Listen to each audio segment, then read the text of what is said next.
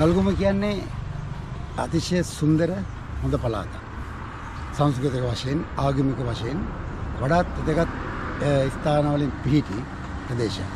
ලෝකයේ මිනිසුන්ගේ වඩාත් අවධානයට යොමු වෙච්ච ප්‍රදේශයක් ගල්ගොම මොකද මනාලින්දා.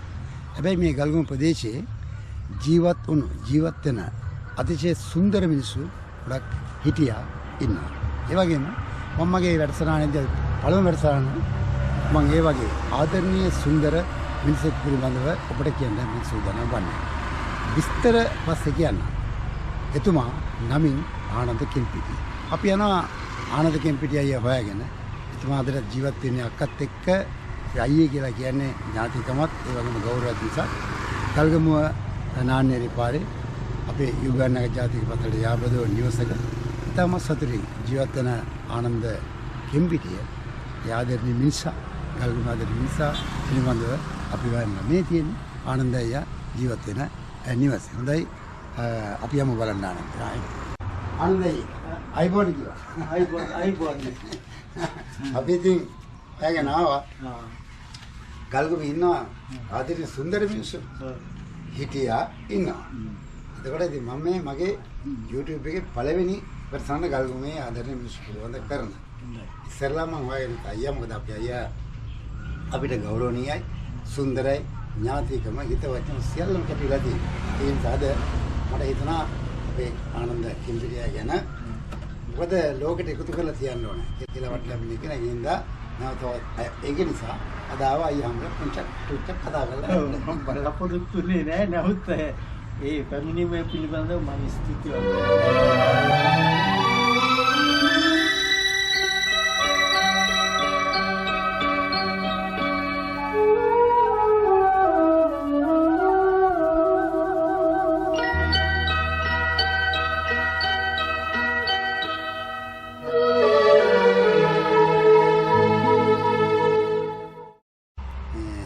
ගල්ගොමේ ඉන්න ආදරණීය සුන්දර උගත් බුද්ධිමත් වැදගත් මිනිසෙකු සමගයි අද කතා බහ. මගේ ප්‍රෝග්‍රෑම් එකේ මම පළවෙනි එක අඩුපාඩු තියෙන්න පුළුවන්. නමුත් ඒවා හදාගෙන ඉස්සරහට මේ ගල්ගොම පැත්තේ ජීවත් වෙන නමක් දිනු නමක් තනු ආදීන සුන්දර මිනිසුන් ගැන විශ්වයට එකතු කරලා තියන්නයි මගේ උත්සාහය. මේවා පළවෙනි උත්සාහයේදී අද මාත් එක්ක ප්‍රථමයෙන්ම හමුවන්නේ මගේ ඥාතියෙක්, මගේ හිතවතෙක්, ගල්ගොමේ ආදරණීය මිනිසෙක් වෙන ආනන්ද කෙම්පිටිය කියන ඒ සුන්දර මිනිසත් එක්කයි. අයිබෝන් ආනන්දයි. අයිබෝන්. අපි ඉතින් ආවා. ඔබගේ පැමිණීම පිළිබඳව මම සන්තෝෂ වෙනවා. එහෙමයි. අයි අපි චුට්ටක් කතා කරන්න ඕනේ. මොකද මගේ හිතේ තියෙන ආසාවක්නේ ගොඩක් අය තිබුණා මට තාක්ෂණයක් තිබුණේ. ඉතින් අයියත් එක්ක කතා කරලා ඉතින් මේ තොරතුරු අයියේ මට මේ මම දන්නේ නැහැ කොහේ ඉපදුනාද එහෙම දෙමාපියම දන්නේ නැහැ. අපි එතනින් පටන් ගමු. මොකද අපේ අම්මා තාත්තලා අපිට ලොකු ඒක. ඒකින්ද අපි එතනින් පටන් ගමු අයියේ. මම අතවතින්ම මේ සබරගමු පළාතේ කෑගල්ල දිස්ත්‍රික්කයේ අගුවන්ගල කියලා සුන්දර ගම්මානයක් තියෙනවා. ඒකේ කැනවිල්ල වලව්වේ තමයි මම උපත්ති ලැබුණේ. ඒක වලව්කාරේ. ඒ කෙසේ වෙතත් ඒකේ අම්මා අපේ අම්මා හැම කෙනෙක්ම ඉපදිලා තියෙන්නේ ඒ කාමරයක් තියෙනවා ඒකේ. ඉතින් අයියා ඒකලේ ඉපදුනා. එතකොට මේ හැදුනේ වැඩුනේ. හැදුනේ වැඩනෙත් ඒ කියන්නේ ඒක මහගෙදර මාමා ළඟ තමයි හිටියේ කියන්නේ අම්මගේ අයියා ළඟ. මම ඒ කියන්නේ වසර 10ක් විතර වෙනකම්ම ඒ අඹුවන්ගල ගමේ ජීවත් වුණේ. ඒ ගමේ තියෙන ඒ පුංචි ඒ කනිෂ්ඨ විද්‍යාලයට අඹුවන්ගල විද්‍යාලයට තමයි ඉගෙනීමට කටයුතු කෙරුවේ. ඊට අයියේ මේ අධ්‍යාපනය ලැබුණේ මූලික අධ්‍යාපනයේ අඹුවන්ගල ඒ කනිෂ්ඨ විද්‍යාලයෙන් ඊට පස්සේ 1949 මම ඇතුළත් වුණා කුරුණෑගල සෙන්ට් ඇන්ස් එකට සාන්තානා විද්‍යාලයට. අයියෝ අයියා කියනකම් මිනිස්සුන්ට මූණ පේන්න ඕනේ. විශේෂයෙන් පහේ පන්තියට මම ගියේ සාන්තානා විද්‍යාලයට. ඒ කාලේ සාමාන්‍ය ඉංග්‍රීසි මාධ්‍යයෙන් තමයි පහේ පන්තියක් තිබුණේ. එතන ඉඳලා JSC පන්තිය දක්වා ඒ කියන්නේ 8 පන්තිය දක්වා අවුරුදු 4ක් විතර සෙන්ට්‍රල්ස් එකේ ඉගෙන ගත්තා. ඊට පස්සේ මම අනුරාධපුර මධ්‍යම විද්‍යාලයට ඇතුළත් වුණා JSC පන්තියට. ඒත් ඉංග්‍රීසි මාධ්‍යමයි. ඒත් වසර 4ක් පමණ ඉගෙන ගත්තා. ඉගෙනගෙන DC පන්තිය ඉවර වෙලා ජේෂ්ඨ විභාගය ඉවර වෙලා එයින් අයින් වුණා. කොළඹ ස්ටැෆර්ඩ් විද්‍යාලයට ඇතුල් වෙලා ඒ අධ්‍යාපනය ලැබුවා මාස 6ක් 7ක් විතර. ඒ කාලේ තමයි ක්‍රීඩාත් කෙරුවා. ඒ කියන්නේ අයියා ක්‍රීඩාවට බොහොම දක්ෂයි කියලා අපි අහලා තියෙනවා. විශේෂයෙන් මම අනුරාධපුර මධ්‍යම මහාවිද්‍යාලයේ හොඳම බොක්සින් සූර්යා වශයෙන් 1957 තිබුණා.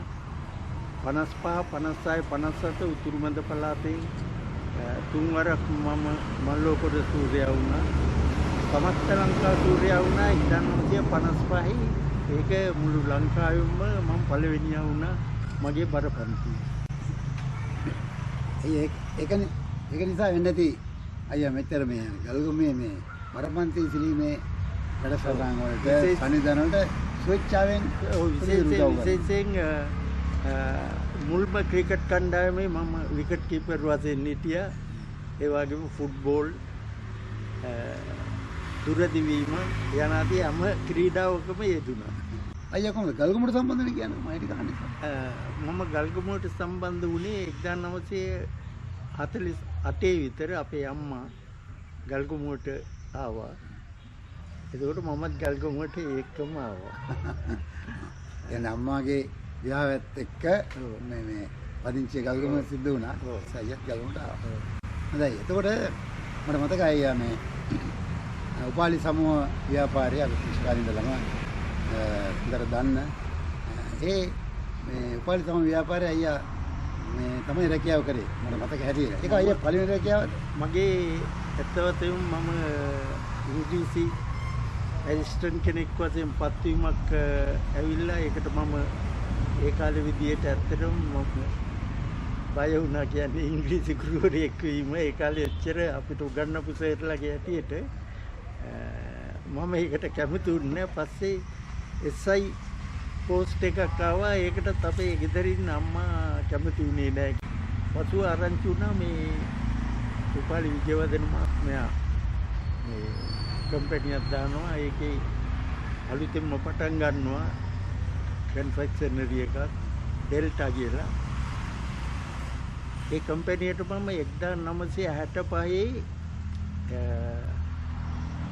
ජූනි මාසේ ඉන්ටර්විව් එකකට ගියා. ඒක තිබුණේ ඒ පුරාණේ එයාගේ ගෙදර සේදවත්ත වලව්ව කියන එක. ඒකට රිවා හවුස් කියලා කියන්නේ. එලෙනා විජයවර්ධන මහත්මිය හිටපු ගෙදර. ඒක තමයි ඔෆිස් එක වශයෙන් තිබුණේ. එයිදී ආරම් රාජාරාම් කියලා හිටියා මැනේජර් කෙනෙක්. එයා තමයි මාව ඉන්ටර්විව් කරුවේ.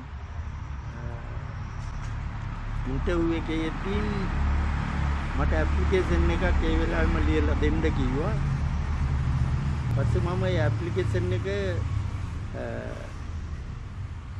ලියලා ඉවර වෙලා අර ඇඩඩ් ක්වොලිෆිකේෂන් තියෙන කැලලට මම දැම්මා. I possess driving license and I have all Ceylon boxing and wrestling certificates කියලා කියනකොටම පිටිපස්සේ ඉඳලා එක්කෙනෙක් කතා කරුවා you need not to drive vehicles, we provide you driver කියලා කිව්වා. වස්ස බලනකොට උස මිනිස්සෙක්. පස්සේ මට දැනගන්න හම්බුණා එයා තමයි විපාලි විජයවර්ධන කියන කෙනා. අතුව ඔව් අපිට දෙන්න පුළුවන් නේ රුපියල් 175ක පඩියක්. තව බටා එකක් වශයෙන් රුපියල් 4ක් දෙන්න පුළුවන්. කැමතිද රස්සාවට එන්න කියලා. පස්සේ ඔය කියන කාලේ සාමාන්‍ය පීපල් ටීචර්ස්ලටත් රුපියල් 100යි හම්බුනේ. මම ඉතින් රස්සාවට වඩා අර මේ මුදලට වඩා මට රස්සාව ආස නිසා මම කිව්වා මම කැමති. කියනකොට ඇත්තටම 65 ජූලි 10 වෙනිදා මම ඒ උපාලි ආයතනයට සම්බන්ධ වුණා. සාමාන්‍යයෙන් අර තියෙනවනේ කම්පැනි මේ අර්ථ සාධක ඒ මේවා වල නම්බර. ඉතින් මම තමයි ඇත්ත වශයෙන්ම සන්තෝෂ වෙනවා 5 වෙනියට ඉන්නේ. ඒ කියන්නේ මුල්ම සමාජිකයෙක්. මම හිතන්නේ පාලි විජයාරද මහතා 80 මම අතුරු දාන්නේ. ඒ වෙනකොට මට මතකයි අයියට බොහොම සමීප සම්බන්ධකම් තිබුණා. ඒකම ආයතනයේ මම හිතන්නේ සුවිශේෂ විශ්වාසනීය තත්ත්වයක් තිබුණා. ඒට හේතුව මම සාමාන්‍යයෙන් අර සේල්ස් රෙප් කෙනෙක් වශයෙන් ජොයින් වුණාට පස්සේ සේල්ස් ඇසිස්ටන්ට් කෙනෙක් වුණා. ඊට පස්සේ මට එක්සිකියුටිව් සේල්ස් එක්සිකියුටිව් තනතුර හම්බ වෙලා සබන් අංශේ බාරව කටයුතු කරන්න උනා. ඒවම කැන්ඩෝස් චොකලට් අංශේ බාරව කටයුතු කරන්න පුළුවන් වුණා. ඒ වගේම ඩෙල්ටා ටොෆි අංශේ බාරව හිටියා. ඒ විවිධ තනතුරු දරද්දී මේ ඉලෙක්ට්‍රොනික අංශේ මම තමයි ඒ බාරව මේ ලංකාවේ හැමතැනම බෙදා හැරීමේ කටයුතු කෙරුවේ. ඉස්සෙල්ලාම ටීවී එක ඒ කියන්නේ අර වීඩියෝ අරගෙන ගිහින් අනුරාධපුරේ පොසොන් එකට පාරවල් වහලා ඒ කාලේ මට මතක විදියට අර ඩයනා මේ මරණය එහෙම ඩයනා කුමරියගේ මරණය එහෙම ඒවා අපි පෙන්නුවා. ආරාධනා චිත්‍රපටි මුලින්ම අනුරාධපුරේ ඒ ටීවී පෙන්නුවේ මම ඒ කියන්නේ දැන් නම් පුදුමයි හිතෙනවා.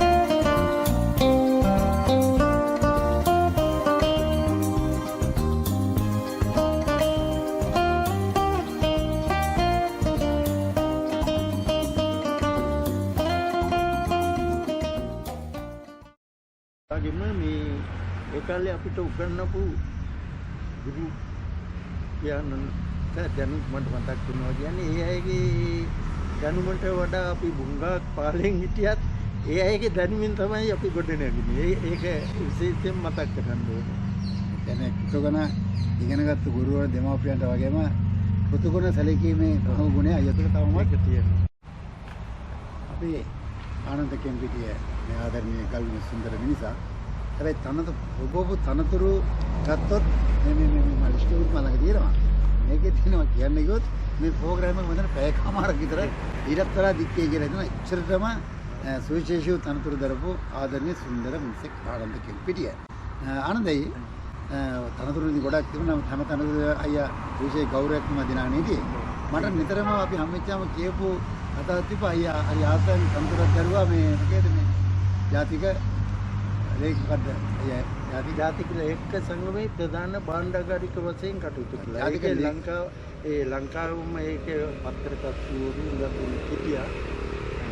ඒක වගේ කියුතු දෙයක් දේශපාලන වශයෙන් වුණාට පස්සේ මම ඉතින් දේශපාලනයට කොහොමදත් කැමති වුණේ නැහැ.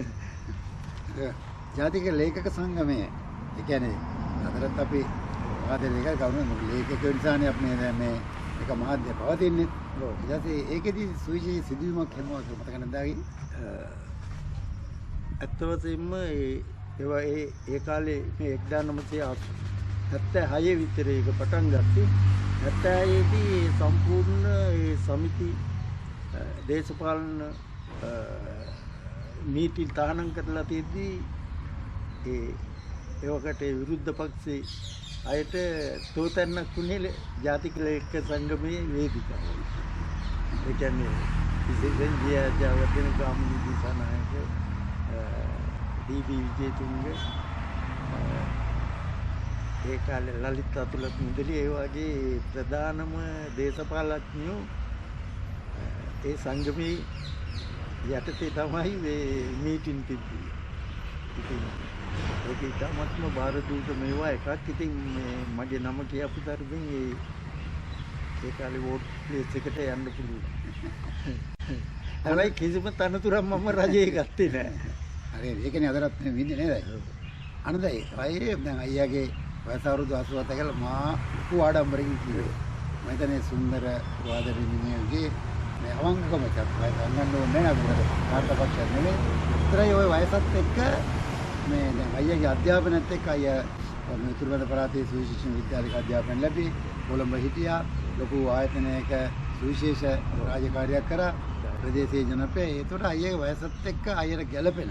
ඒතර යාළු මිත්‍රින් ඉඳි මේ ලංකාවේ ප්‍රසිද්ධ. ඒකට මට ඒ කීප දෙනෙක් නම් කියන්න බයි. අත්ව වශයෙන්ම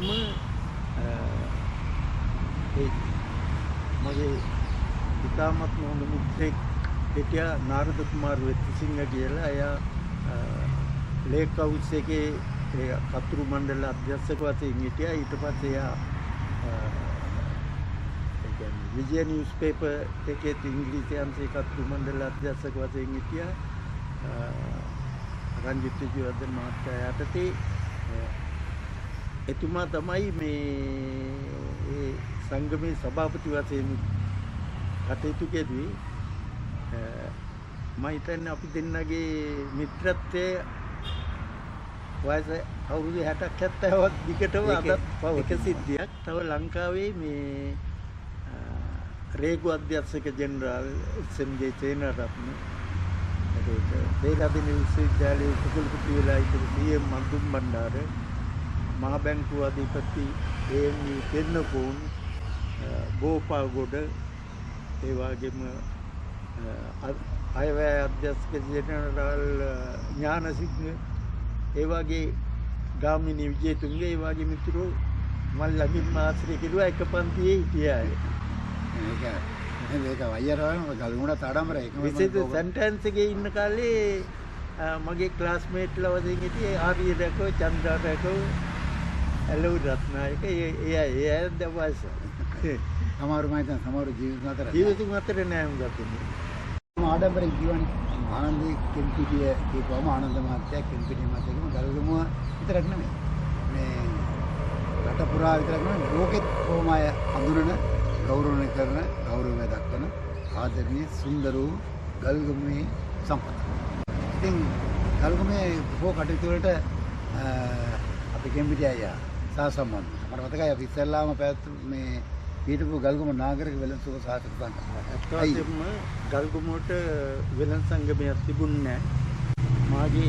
මම ඒ රස්සාවෙන් අයින් වෙලා ආවට පස්සේ අපි ගල්ගමුව නාගරික වෙළඳ සුබසාධක සමිතිය පටන්ගෙන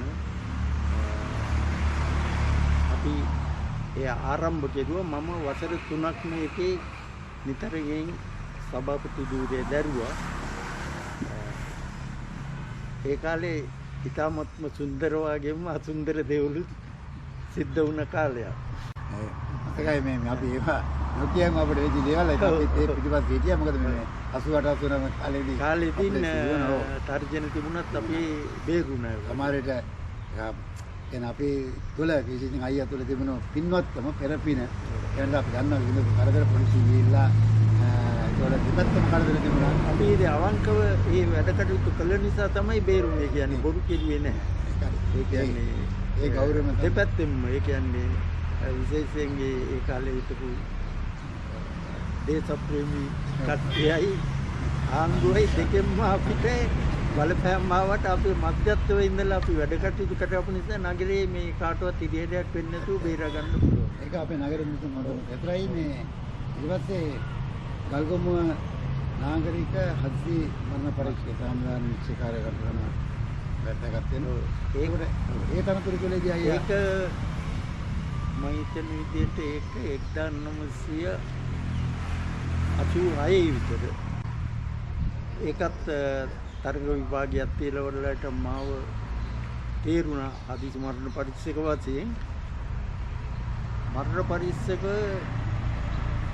පරිසර 3000 ගානක් මම කරලා තියෙනවා. 3000 ගානක්. ඒයින් මේ එකක් විතරක් ගොඩ ගන්න උනා. ඒක මගේ වැරද්දකින් නෙමෙයි. අනිත් ඒවා ඉතින් මේ එච්චර මේ ප්‍රශ්නයක් උනේ නෑ. ඉන්න වෛද්‍යතුමාලා සම්පූර්ණ සහයෝගය දැක්වුවා. ඒ වගේම මම අර නියතමානී ලෙස කියන්න ඕනේ මම කිසිම මුදලක් කිසිම මරණයකින් මේ අර සුළු දීමනාවක් රජයෙන් දුන්නේ ඒක ඇරෙන්න ගමන් වේදමත් මම ගත්තේ නෑ. ඒක ඒ නිසා මට සමස්ත ලංකා මේ මරණ පරීක්ෂකවරුන්ගේ සංගමයේ ප්‍රධාන සංවිධායක ධූරය වගේම සමස්ත ලංකා මරණ පරීක්ෂකවරුන් සංගමයේ මේ ප්‍රචාරක ලේකම් වශයෙන් මට පත්වීම ලැබුණා.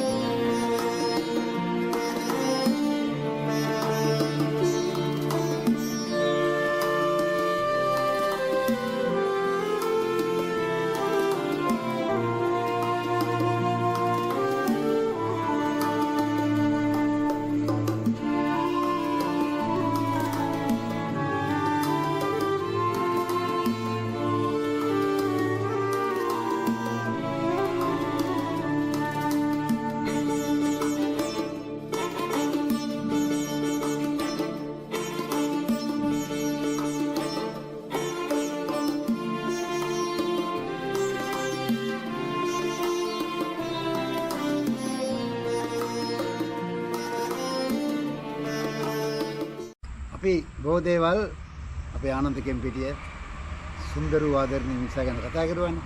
එතකොට මේ හැබැයි අඩුවක් අපේ අක්කා මගේ ළඟම ඥාති අපේ මාමණේ නන්දා මගේ ආදරණීය දෙවෙනි දුව. ඒ අක්කත් උකට මොකක් හරි වෙන්නේ නැත්තම් තමයි මට වයින්ඩක් ඉර තියෙන හැබැයි අක්කා අයියා නෙවෙයි වෙන මිනිස්සු. නන්දාකේ අයිබුවා. ඒ මොකම ජීවිතේ. හොඳින් ඉන්නවා ඉතින් අයියත් ඒක සන්තෝෂයෙන් ඉන්නවා. සන්තෝෂයෙන් ඉන්නවා. ඒකනේ අපි දන්නවා සන්තෝෂයෙන් ඉන්නවා කියලා. මොකද අයියා බොහෝ දේවල් ගැන කතා කරුවා. ඔය දේවල් අකට කියලා තියෙනවද ඔක්කොම? ඔක්කොම කියලා තියෙනවා. ඒකනේ. බොහොම සන්තෝෂයෙන් ඉන්නවා. නේද?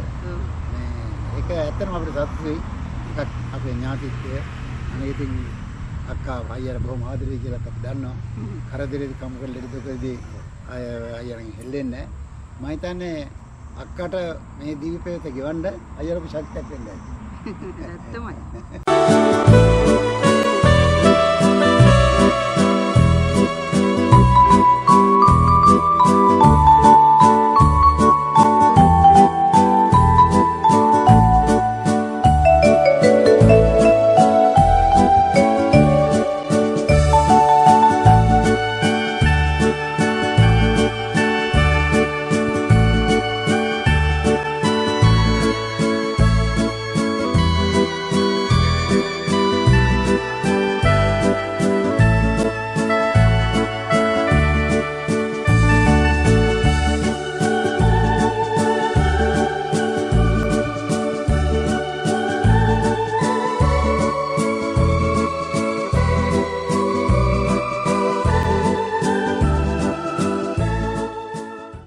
අක්කට මොකද හිතෙන්නේ අයියා වගේ හමු වීම ගැන? සතුටුයි ඉතින් මේ වගේ ස්වාම පුරුෂයෙක් ලැබීම ගැන. ඔව් ඉතින් එහෙම වෙන්න ඕනේ අපි දන්නවා සතුටින් ඉන්නවා කියලා. එහෙමනම් හොඳයි අක්කේ හොඳක්වත් මට පේනන්න පොඩ්ඩක් ඕනකම තිබුණා. මම සතුටුයි අයියටයි අක්කටයි. මගේ පළවෙනි මං කිව්වා මං කීපදාක කිව්වා මගේ පළවෙනි ප්‍රෝග්‍රෑම් එක. ඒකට මගේම සම්බන්ධකම් තියෙන මගේ ඥාතිත්වයක් තියෙන මම ඉතාමත් ගරු කරන ගල්ගමේ ආදරණීය සුන්දර මිනිහෙක් මේක පටන් ගත්තා.